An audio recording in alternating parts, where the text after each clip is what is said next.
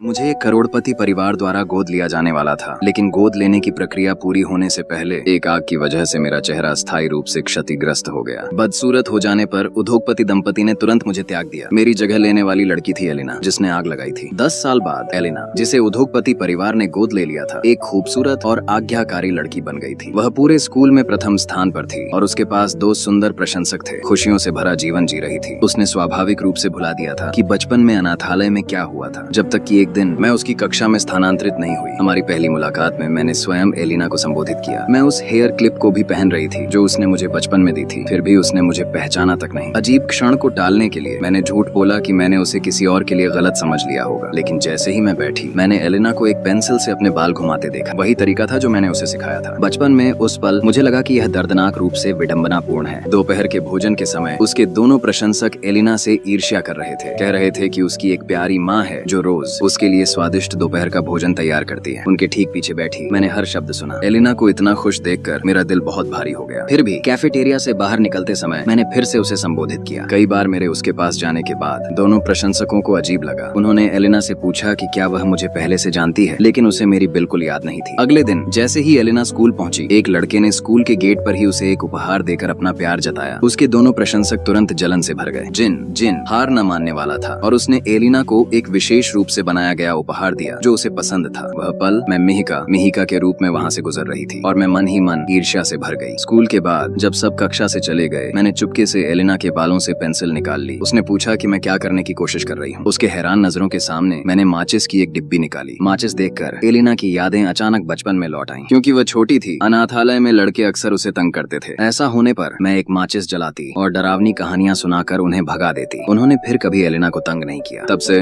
हम एक दूसरे की करीबी दोस्त बन गए। मैंने एलिना को सिखाया कि पेंसिल से बाल कैसे घुमाए जाते हैं। रात में मैं उसे सोने में मदद करने के लिए कहानियां सुनाती। माचिस हमारा छोटा सा शगल बन गया। लेकिन एक दिन मुझे एक अमीर दंपति ने चुना और मैं अनाथालय छोड़ने वाली थी। वहीं एलिना की याद रुक गई थी। उसे आखिरकार याद आया कि हम कभी अभिन्न दोस्त थे। उसने मुझसे करीब आने का प्रयास शुरू किया। मैंने उसे बताया कि मैं अब अनाथालय की एक बड़ी लड़की रिया के साथ रह रही हूँ। एलिना हैरान लगी और पूछा कि क्या मुझे उद्योगपति परिवार ने गोद नहीं लिया था। मैंने कहा मैं घायल हो गई थी तो गोद लेना कभी पूरा नहीं हुआ। मुझे कभी उम्मीद नहीं थी कि जिस असीम पीड़ा से मैं गुजरी थी वह कुछ ऐसा था जिसे एलिना ने पूरी तरह से भुला दिया था। मेरे अंदर गुस्से की एक लहर अनियंत्रित रूप से उठ खड़ी हुई।